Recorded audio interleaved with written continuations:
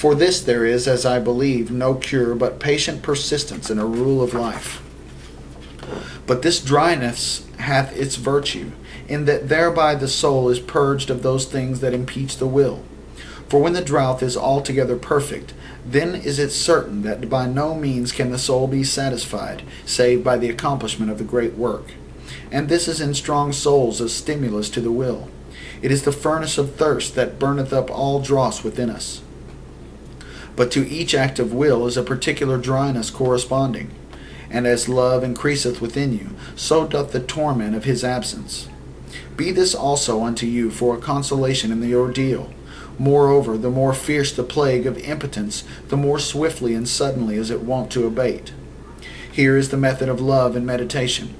Let the aspirant first practice and then discipline himself in the art of fixing the attention upon anything whatsoever at will, without permitting the least imaginable distraction.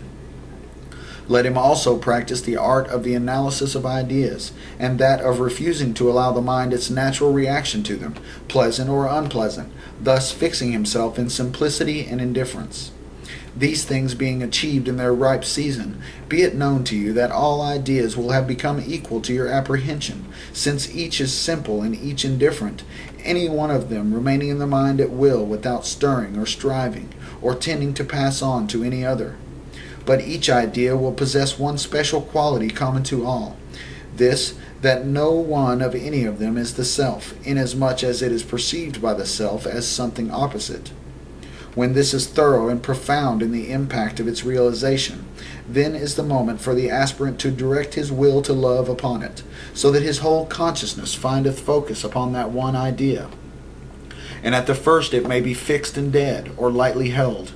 This may then pass into dryness, or into repulsion.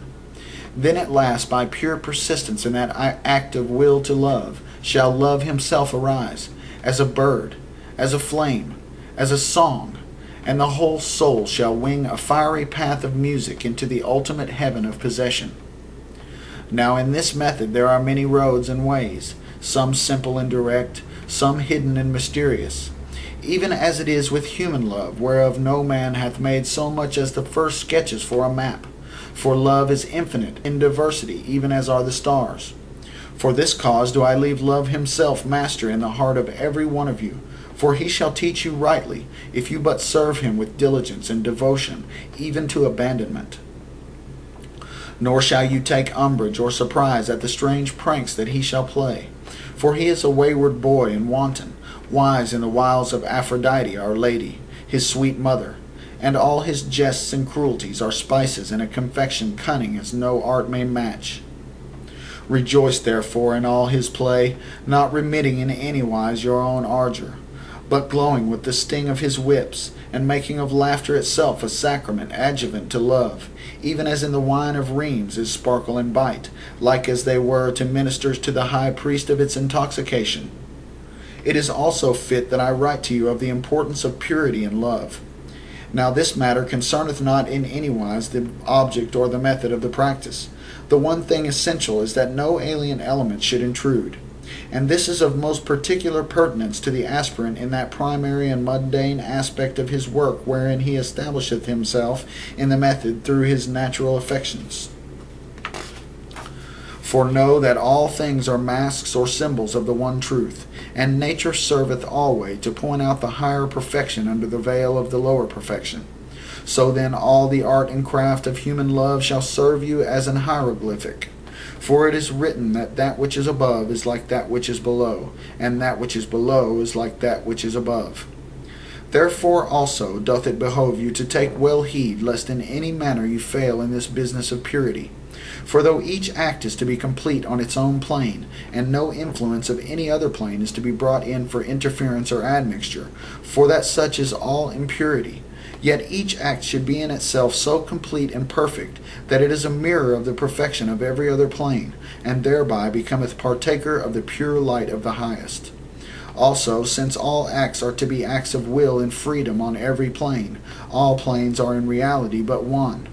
And thus the lowest expression of any function of that will is to be at the same time an expression of the highest will, or only true will, which is that already implied in the acceptance of the law.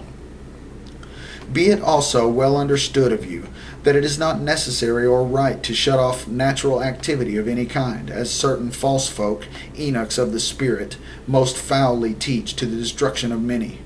For in everything soever inhereth its own perfection proper to it, and to neglect the full operation and function of any one part bringeth distortion and degeneration to the whole. Act therefore in all ways, but transforming the effects of all these ways to the one way of the will. And this is possible, because all ways are in actual truth one way, the universe being itself one and one only, and its appearance as multiplicity, that cardinal illusion which it is the very object of love to dissipate. In the achievement of love are two principles, that of mastering and that of yielding.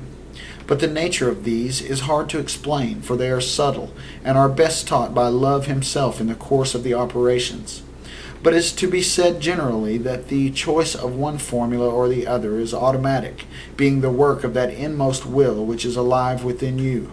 Seek not then to determine consciously this decision, for herein true instinct is not liable to err.